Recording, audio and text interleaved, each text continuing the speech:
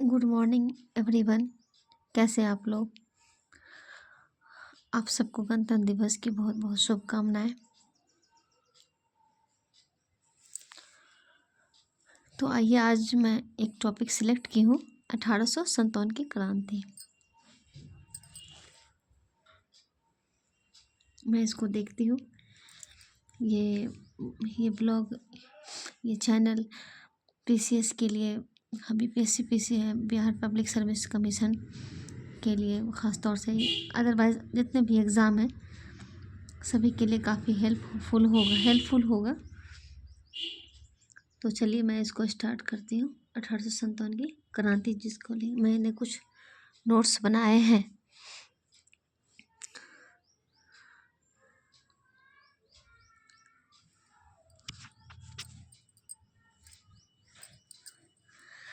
तो मैंने कुछ अपने हैंड्स नोट्स बनाए हैं, आज मैं उसी से पढ़ूंगी।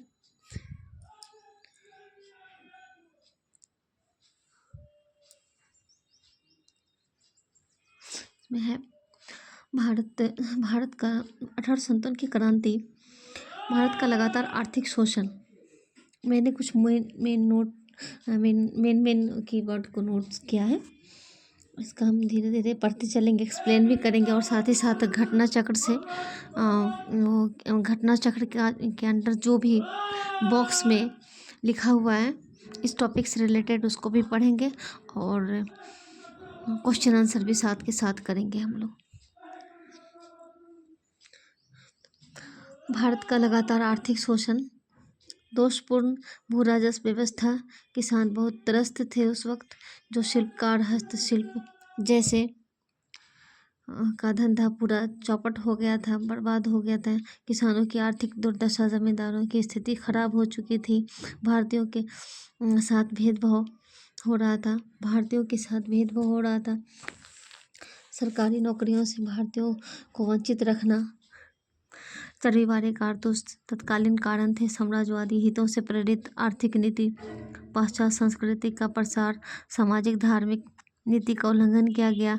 लॉर्ड डलहौजी की सहायक संधि, लॉर्ड डलहौजी की राजहड़प नीति, कई सारे राज को अपने कब्जे में लिया गया। लॉर्ड डलहौजी की सहायक संधि ये एक प्रकार की मैत्री संधि थी, जिसे 1758 से 1805 के दौरान लॉर्ड वेलेजली की सहायक संधि। यह एक प्रकार की मैत्री संधि थी, जिसे 1758 से 1805 के दौरान लॉर्ड वेलेजली ने देशी राज्यों के साथ संबंध बनाने के लिए प्रयोग किया।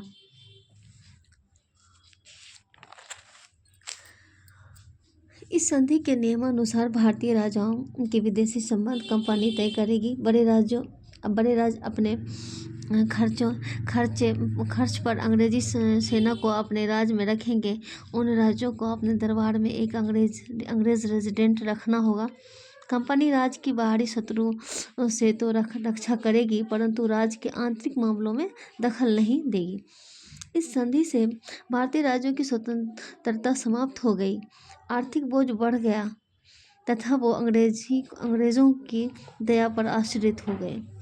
सबसे पहले ये संधि हैदराबाद के निजाम के साथ 1758 ईस्वी में की गई। वस्तुतः इस संधि के दो प्रमुख उद्देश्य थे। फ्रांस के हस्तक्षेप से रोकना, भारत के नेपोलियन के हस्तक्षेप से सुरक्षित रखना, भारत में साम्राज्य विस्तार करना, ताकि भारतीय राजा किसी विदेशी सत्ता के साथ कोई संबंध ही नहीं बनाएगा, क्योंकि उन्हें डर था फ्रांस फिर से भारत में उनके शासन को छीन सकता है। तो राजाओं पर दबाव डाला कि आप किसी से संबंध बनाओगे तो पूछना। ईस्ट इंडिया कंपनी से भारत में साम्राज्य विस्तार करना, लॉर्ड डलहौजी की राजहड़प नीति। अब देखिए यहाँ पे लॉर्ड डलहौजी अपनी राज को की जो हड़प नीति थी वो कैसी थी। भारतीय देशी रियासतों के संदर्भ में लॉर्ड डलहौजी ने इस नीति का अनुसरण किया, परंतु इस डलहौजी की इस नीति का उद्देश्य साम्राज्य विस्तार था। इस नीति के तहत भारत के जिन देशी रियासतों के शासकों की कोई पुत्र नहीं होता था, उन्हें पुत्र गोद लेने की अनुमति थी। अतः स्वाभाविक तौर पर ही उस देशी रियासत को ब्रिटिश क्षेत्र के अंतर्गत शामिल कर लिया जाता था। तकनीकी रूप से देशी राजाओं को पुत्र गोद लेने की अनुमति तो थी, किंतु उस गोद के लिए उस पुत्र को रियासत का उत्तराधिकारी अथवा राजा घोषित नहीं किया जा सकता था। लॉर्ड डलहौजी की इस नीति से सतारा 1848, जैतपुर एवं संभल 1849, उदयपुर 1852, झांसी 1853 और नागपुर 1854 को कंपनी अपने साम्राज्य में मिला लिया।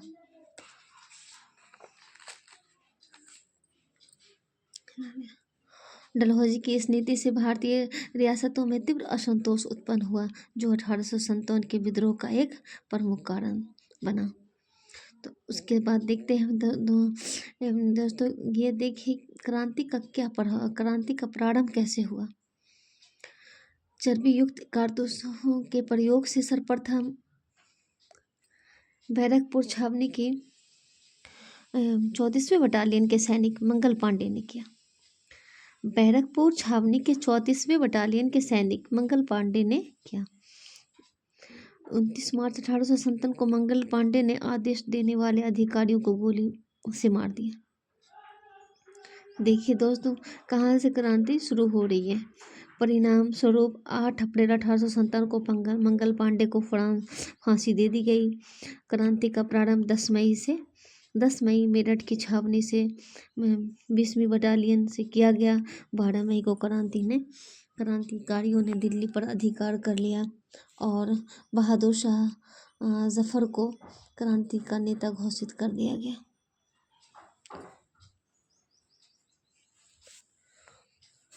और देखते हैं अब देखते हैं कि विद्रोही नेता जो इसमें शामिल थे उसके क्या सब नाम है, वो कौन कौन थे।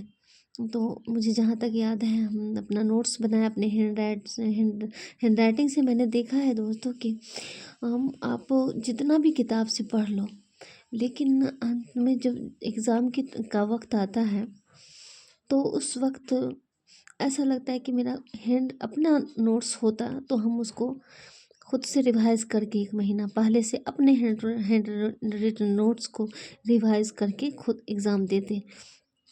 उस वक्त अपने हाथ से लिखा हुआ, अपनी ज़बान में लिखा हुआ दोस्तों नोट्स बहुत काम आता है। उस वक्त आप किताब पढ़िए, लेकिन एग्ज़ाम से 1 महीने पहले अपना हैंड रिटन नोट्स जो है वो बहुत काम करता है दोस्तों। मैंने बहुत से यूट्यूब टॉपर्स के भी वीडियो देखे हो, इसलिए मैंने अपने हैंड नोट्स बनाए हैं ताकि ये मेरा एग्ज़ाम से पहले बहुत हेल्पफुल हो हमारे लिए, आप सबके लिए। विद्रोही नेता का नाम अब देखते हैं दोस्तों। यहाँ पे विद्रोही नेता का नाम बहादुर शाह जफर बख्त खां, दिल्ली से। नाना साहब तात्या टोपे, 5 जून 1857 कानपुर से थे ये। बेगम हजरत महल, 4 जून 1857 लखनऊ से थे। रानी लक्ष्मीबाई 4 जून 1857 झांसी से थी। कुंवर सिंह अमर सिंह 12 जून जगदीशपुर, ये अपने बिहार से थे। मौलवी अहमदुल्ला जून 1857 फैज़ाबाद से थे। लियाकत अली जून 1857 इलाहाबाद से थे। खान बहादुर जून 1857 ये बरेली से थे। देखते हैं क्रांति की असफलता के कारण। कुशल नेतृत्व का अभाव। उस वक्त कुशल नेतृत्व का अभाव था, जिसके कारण हमारा ये जो 1857 की क्रांति थी वो असफल हो गया। उसकी असफलता के कारण मैंने अपने नोट्स में लिखा है, कुशल नेतृत्व का अभाव, संगठनात्मक एकता का अभाव, भारतीय शिक्षित वर्ग का क्रांति से दूर रहना, क्रांतियों में राष्ट्रीयता की भावना का अभाव, सैनिक दुर्बलता, आवागमन संचार के साधनों का अभाव, आर्थिक स्थिति कमज़ोर होना, दक्षिण भारत क्रांति से दूर रहा। तो देखिए इस प्रकार हमने अभी तक देखे हैं कि दक्षिण भारत जो था वो क्रांति से दूर रहा। तो 1857 के विद्रोह के परिणाम क्या थे, परिणाम भी तो जानना है। भारत में कंपनी शासन का अंत भारत का शासन ब्रिटिश क्राउन के अधीन चला गया। भारत का गवर्नर जनरल अब वायसराय बन गया। भारत सचिव के साथ 15 सदस्यीय परिषद की स्थापना हुई। उस ब्रिटेन में एक मंत्री पद बनाया गया जिसका नाम दिया गया भारतीय सचिव। भारतीय होने के बावजूद वो ब्रिटिश बनते थे। ये भारतीय सचिव के ऑफिस में 15 लोग थे जो भारतीय परिषद के रूप में कहलाए। यहाँ पर निर्णय लेकर ये वायसराय को भेजते थे। वायसराय इनके अनुसार काम करते थे, इसलिए वायसराय और सचिव ये दो लोग थे जो पूरे भारत को चला रहे थे। देखिए दोस्तों, उस समय ये दो ऐसे लोग थे जो पूरे भारत को चला रहे थे। एक तरीके से कहिए, एक तरीके से प्रधानमंत्री और गृह मंत्री, अभी के प्रधानमंत्री गृह मंत्री, इस तरह से उस समय के वायसराय और सचिव होते थे। सेना में भारतीय सैनिकों की तुलना में यूरोपियों का अनुपात बढ़ गया। भारतीय रजवाड़ों के प्रति विजय और विलय की नीति का त्याग हुआ। भारतीय राजाओं को गोद लेने की अनुमति 1857 का भारत शासन अधिनियम हुआ। अब तो यहाँ से दोस्तों, अब यहाँ से हम दूसरा टॉपिक शुरू हो गया। नहीं, 1857 का इसी टॉपिक है, ये टॉपिक को हम यहाँ तक कवर करेंगे। 1857 का भारत शासन अधिनियम कब पारित हुआ। गवर्नर जनरल का बदनाम उस वक्त अब वायसराय हो गया। बोर्ड ऑफ कंट्रोल तथा कोर्ट ऑफ डायरेक्टर्स समाप्त। ये उस ज़माने में ईस्ट इंडिया कंपनी को रेगुलेट करने वाली संस्था थी जो कंपनी राजस्व वाला भाग और राज्य की भारत के सचिव का पद सृजित किया गया।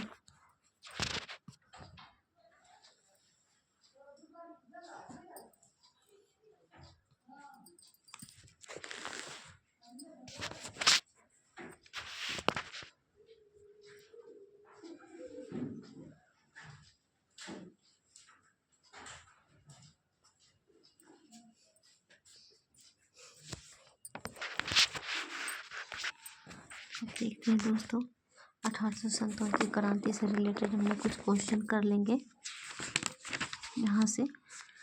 इस तरह से हम लोग रोज़ एक टॉपिक पढ़ेंगे और उससे रिलेटेड सारे क्वेश्चन को करेंगे। जैसे भारतीय सेना में चलने वाले कारतूसों से चलने वाली एनफील्ड राइफल कब शामिल की गई, इसको पढ़ेंगे। उसके साथ के साथ इसको मेन बॉक्स को बनाते चलेंगे हम लोग एवरीडे। 1857 की क्रांति सर्वप्रथम कहाँ से प्रारंभ हुई, इसको भी देखेंगे। 1857 का विद्रोह सर्वप्रथम कहाँ प्रारंभ हुआ, इसको भी देखेंगे। और साथ के साथ हर रोज़ हम लोग एवरीडे हम लोग इस बॉक्स को भी रोज़ हमेशा रीड करते चलेंगे। एक टॉपिक हमेशा लेंगे और साथ का जो करंट चल रहा है उसको भी हम लोग इंक्लूड करेंगे।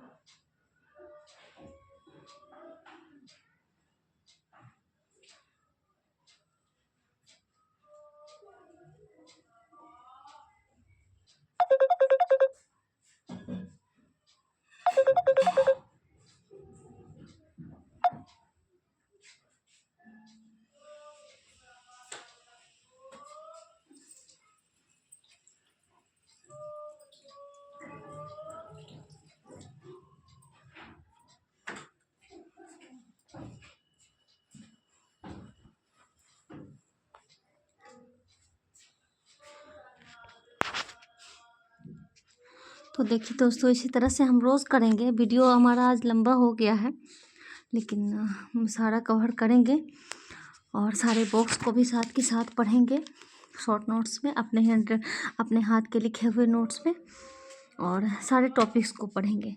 लेकिन आज यहीं तक रहने देते हैं। और इस वीडियो से रिलेटेड कोई भी सजेशन हो तो आप मुझे ज़रूर सजेस्ट करें। हम सब मिलकर एक पब्लिक सर्विस कमीशन में ज़रूर एक सीट पक्की करेंगे। मेरे जितने भी भाई बहन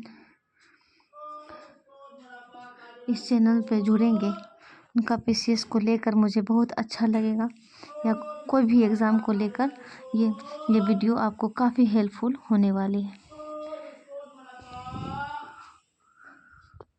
ओके, थैंक यू।